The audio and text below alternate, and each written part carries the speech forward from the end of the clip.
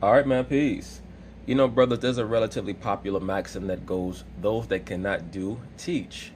And the reason why that slogan is so pertinent, especially when it comes to the sporting world, is because we'll often find that sports legends, once they retire, are drawn to teaching because they have this wealth of knowledge that they want to pass on to the next generation. But for those who are former superstars in their respective sports, they tend to pick and choose who they want to instruct because they don't have the base of patience that's necessary to become a coach. Coaches have to deal with 53-man rosters, 15-man rosters, and on many of those teams, you're lucky to have one or two superstars on the squad. Retired former superstars tend to be drawn to either current or upcoming superstars because they understand not only the talent base within that up and coming superstar, but also the drive to be above the rest, to transcend the masses. They have a higher standard for themselves, and that's the realm in which they communicate. So that's why we see that Michael Jordan, he's not someone who wants to mingle with every player in the history of the NBA or in the current NBA. He picks and chooses certain players that he takes to the side, whether it be Kobe Bryant or Dwayne Wade or Carmelo Anthony, because he sees a lot of himself in those players. Kobe Bryant, we see, has brought under his tutelage players like a Kawhi Leonard or a Jason Tatum, so on and so forth. It's very clear that they don't want to have their time wasted because while they played, they realized that every second was of the essence in improving themselves. Even back in the 1960s, Bruce Lee, when he opened up his martial arts schools, it wasn't like a regular martial arts school where anybody could come and pay him to receive his lessons or his instruction. He would only take on high-profile students, whether from Hollywood or the sports world, or people who were already black belts in their chosen martial art, because he knew that those people were driven. Why am I saying all this? Because Mike Tyson, the relatively recently retired former all-time great heavyweight champion, has become a major figure in pop culture. He's been retired now for, I would say, maybe about 13, 14 years. He started to make his comeback in the film The Hangover, and he's been very successful in changing his image. Now it seems as though he's interested in possibly becoming a tutor or a trainer for mixed martial arts stars and maybe even boxing stars. We'll see. So of course they're going to talk about it. I'm going to chime in. Welcome to TMZ Sports. My name is Evan, along with Michael J. Babcock. What's up? A very special guest friend of the show, Robert Littell is here. I am very special. Yeah, you are special, man. It's an honor. We've been working with you for a long time. We're happy you're here, man. Welcome to the show. Glad to have you here. Thank you for having me. All right, big video to start this thing. Mike Tyson, 53 years old. In amazing shape still, despite the fact that, he hasn't fought in 15 years. It doesn't really matter. I get my exercise by fighting lions, tigers, and bears. I'm still very strong. I recently went to the Congo and engaged in a bare-knuckle match against a silverback gorilla. I knocked him out in 2 rounds. Pointers to an up-and-coming UFC fighter named Otman Azatar, and the video is pretty amazing. Let's put this video up. This is at Mike Tyson's Tyson Ranch. He was talking with Otman, again, UFC fighter, up-and-coming guy from Morocco, and they were... Okay, I'm going to show you this move. I want you to pay very close attention. I'm going to dip down low, step to the left, step to the middle, step to the right. Pay very close attention because I don't like to have my time wasted. Cuss already told me back 35 years ago, never allow a man to waste your time. So if you try to waste my time, I'm going to knock you out. Talking about sticking and moving and some footwork tips, and Mike decided to take the jacket off and just show up. You got to drop down low. You have to have very strong quads and calves whenever you engage in combat. I prefer my combat to be to the death. But there's a technique I call eagle. You drop down, you get your eagle on. I used this technique while I was locked up in the penitentiary in Indiana. When I was in the shower, sometimes guys would try to act like they want to fight. They would approach me, I would drop down, make sure I could hit them in the testicles. This is how you do it. So here's Mike Tyson. Go sound up. You see the strength of my calves? You drop down. I'm going to do 3 moves. I'm going to step to the left, step to the middle, step to the right. Pay very close attention. Because each time I move, I'm going to deliver an earth-shattering knockout blow. Bang, bang. That's for your opponent. You hit him to the jaw and to the rib cage. Hopefully that's going to collapse his thoracic area and cause at least one rib to puncture his lungs. You should start to notice him coughing up blood. That's a good sign. Step to the middle. Bang, bang. Broken jaw. Right hand hits him to the temple. That should cause maybe his left eyeball to start to slide out of the socket. That's also a very good sign. Step to the right, bang bang. That's for the referee. I never understood why they allowed a third man into my fights. It was unnecessary. So I prefer to knock out both guys. I hope that you're taking notes. Always step behind the left shoulder because you want to hit him in the back of his head, preferably the spine. That's very efficient. I mean, when you see Mike Tyson working with these guys, number one, Dip low. Dip low. Remember, there's a kidney there. You prefer to hit a guy in the kidneys because it's great when you can get a man to piss blood. looks amazing for 53 years old. The speed, the quickness, the footwork, that's impressive. He looks amazing for any year-old, I think. The quick and the To the left, boom. power, it was amazing. It's scary stuff. To the middle, boom, boom. People forget because To the right, boom, boom. That's the second time I've done this for you. Don't make me do it a third time. we know Mike Tyson now, but young Mike Tyson was Yeah. one of the most fundamentally sound boxers of all time. It wasn't just the power, and you can see it right there. It's the footwork. I like to call this movement the cha-cha of death. Slide to the left, slide to the middle, slide to the right. By the time you finish your dance of death, your opponent should be on the ground, hemorrhaging. Oh, what a beautiful day.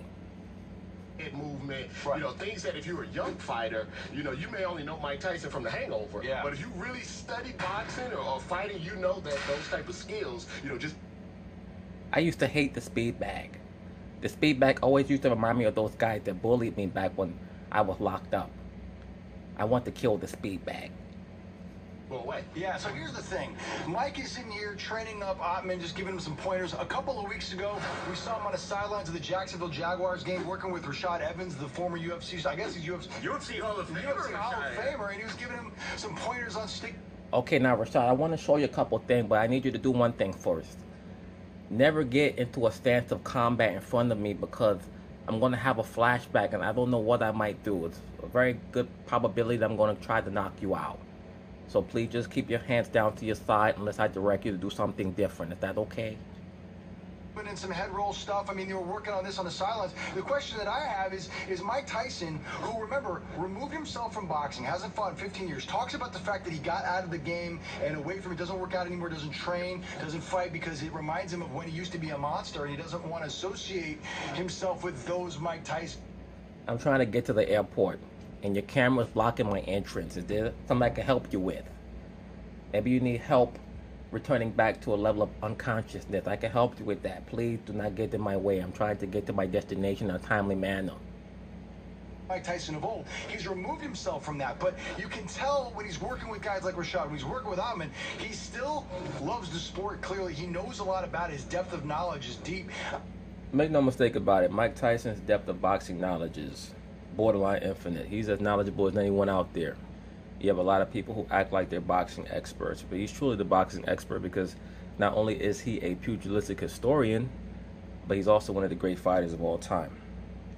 And I wouldn't be surprised if Mike Tyson all of a sudden starts training fighters. Bang bang to the left, bang bang to the middle, bang bang to the right. Once again, that is the cha-cha of death. Cuss taught me that back in 1981. It never failed me. I knocked down Razor Roddick with this move. It's kind of a dual type of thing. Obviously you can see that he still has a ton of knowledge, but he also has all that knowledge about what the bad side Sure. of fighting sports and the bad side of boxing and what happens when you don't train properly, when you don't, do everything that you're That's supposed true. to do, and you don't. He's very correct. Whoever's talking right now, he's correct. He's smart. I remember there was this one fight that I only trained for 2 days, and I had a terrible performance. It took me 2.5 rounds to knock him out. I was so embarrassed. So you're training. And Exactly. And it's that Mike Tyson is so beloved now. It's almost like those dark times from the past have almost been forgotten about. And he's really a person that people love. That's because of the media coverage. Remember, the media covered Mike Tyson like he was a savage, like he was someone who was mentally unstable. That is until that incident/ritual occurred in which one of his daughters was found dead with a treadmill cord wrapped around her neck, for those of you brothers who remember. Ever since then, the media has covered Mike Tyson in an entirely different way. As a matter of fact, right after that is when he got the role in the film The Hangover. Start training and getting into boxing. Does that bring up those old memories? Yeah. Like, You know, you guys, you really get on my nerve. Every time I get here to the airport, there's somebody here with a camera in my face. I had a camera in my face for the last 40 years. Can I get a break? Can I just get to my car? I mean, damn. I really wish I had the time and a pair of boxing gloves. I would demolish everybody here. Not just you camera guys, but, I mean, shit, everybody just in this frame right here. They're getting in my way. He was afraid of that. One more thing I want to bring up, though, by the way, is we were talking about the fact that he was training with Rashad Evans and training with Ottman. How would Mike Tyson have done as a UFC fighter? We actually spoke with Rashad Evans about this. Again, UFC Hall of Famer, one of the first to ever do it. We asked him. I would have loved to fight in the UFC. Just the thought of a man throwing kicks at me that I could possibly catch in the air with my teeth. Nothing tastes better than feet. I mean, have you ever had pig feet? Pig feet are delicious. Can you imagine MMA fighters' feet? Oh my goodness. Probably tastes like some type of steak. How would Mike have fared if he got in the UFC instead of professional boxing? This is what he said. would we have seen Mike Tyson as UFC champion? Oh yeah, for sure. At a young age too, because that's the thing. Mike Tyson's a sponge. That's one thing I learned about Mike. Mike knows everything. Mike's going to study everything. So there's no doubt in my mind he would have been proficient in almost every aspect of the sport, just because it's the way his mind works. You're good with me, Rashad. Good job. Thank you for saying such wonderful things about me. Those platitudes make me smile inside. God bless you. Next time I see you, I promise I will not knock you out. Mike Tyson could have been the most dominant UFC fighter of all time. That's definitely something that a lot of people don't know. Is Mike is a historian of boxing. He studied, endlessly all of the old time boxers. And Absolutely. I believe he had two trainers. One of them was Jim Jacobs, who had one of the largest boxing libraries in the world, if not the largest boxing library in the world.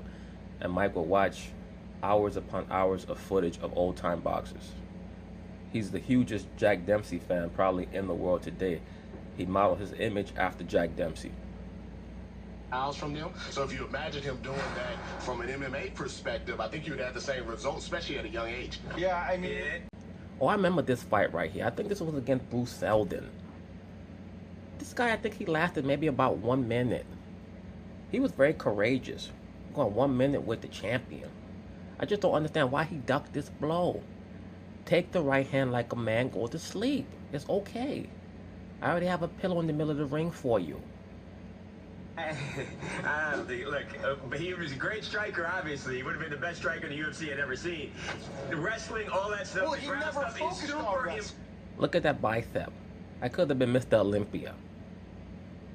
He was an athlete, and the footwork, and the speed, and the precision, everything you're talking about, he was a student of the game. You're telling me if you wouldn't have got Mike Tyson into grappling when he was younger, to mix in with all of his Sure, but now talents as a we're going to striker? assume that he would... All jokes aside, Mike Tyson would have been a phenomenal MMA fighter because he's extremely strong, very fast, and he has a low center of gravity. So he would have been someone who would have been able to take down his opponent and not just be an extraordinary striker. He would have been deadly in the octagon, no doubt about it. just learn this whole new discipline. If you put Mike Tyson... I'm saying he's athletic enough that he would have taken it up quickly. It could have been... Yeah, I would disagree with you there. But Mike Tyson versus Daniel Cormier, they meet in an octagon, and DC kicks his ass. Oh, no. It depends on how early in his life Mike Tyson is able to establish his wrestling background. As we can see here, Daniel Cormier, no disrespect, compared to Mike Tyson genetically, it's not even close. And if we're going to talk about striking, Mike Tyson is someone who could knock you out with one blow. There are very few one-punch knockout artists in the UFC, and you cannot compare the striking power of a trained boxer like a Mike Tyson to someone like a Daniel Cormier. It's not even close. Look at it like Mike Tyson studying MMA from the jump, not coming as a boxer. If Mike Tyson goes down the same And Mike's physique was built mostly through calisthenics. of fight training as Daniel Cormier, Mike Tyson is a superior athlete than Daniel Cormier. I think even Daniel Cormier would acknowledge that. Come on. Mike looks better with his shirt off. Pause. Mike Tyson, body-wise, doesn't look like a heavyweight. Not a traditional type of heavyweight. Sure. Yeah, he looks like... That's one of the most extraordinary things about Mike Tyson. For the majority of his career, he was listed at around 5'11", sometimes 5'10" and a half. He's clearly somewhere around 5'8", 5'8" and a half, maybe 5'9". A little bit more like what you would consider a smaller heavyweight in the UFC. Imagine Mike Tyson as your trainer. You go back to the corner after round 1, Mike is cursing you out. I told you to approach him with murderous intent. Why are you sticking and moving for? What are you scared of? What are you trying to avoid? You're moving around the ring. I told you, make sure that you move your head one time, hit him to the stomach with murderous intent, follow it up with the left uppercut. Hopefully you can concuss him at the very least. That's our job. If he doesn't die, it doesn't count. You go out for round 2, do the same shit over again, go back to the corner after round 2. Okay, now you're embarrassing me. You're a coward. I'm wasting my time here with you. Why am I here in this corner dressed up in this ridiculous outfit with this water bottle in my hand as you run around the ring playing duck, duck, goose? What is the problem? If you don't knock him out the next round, I promise you, I'm going to knock you out. I'm going to knock you out, the referee out, and the opponent out, as well as his trainers, his promoters, and everybody else in the stadium. Do your job. Like Bill Belichick said, do your job. Well, here's the other thing. Just watching Mike Tyson fight, again, even though he's shadow boxing, that's scary. That's scary stuff. But anyway, that's basically it on that. All jokes aside, it's good to see Mike Tyson being able to express himself in ways that are relatively functional. Do I believe that his rise from the ashes has something to do with him embracing Luciferianism, or maybe just a ritual that was placed upon him, knowing that he was already mentally fractured while under the stewardship of his MK handler Customato? Definitely probable in my mind. It is what it is. Peace.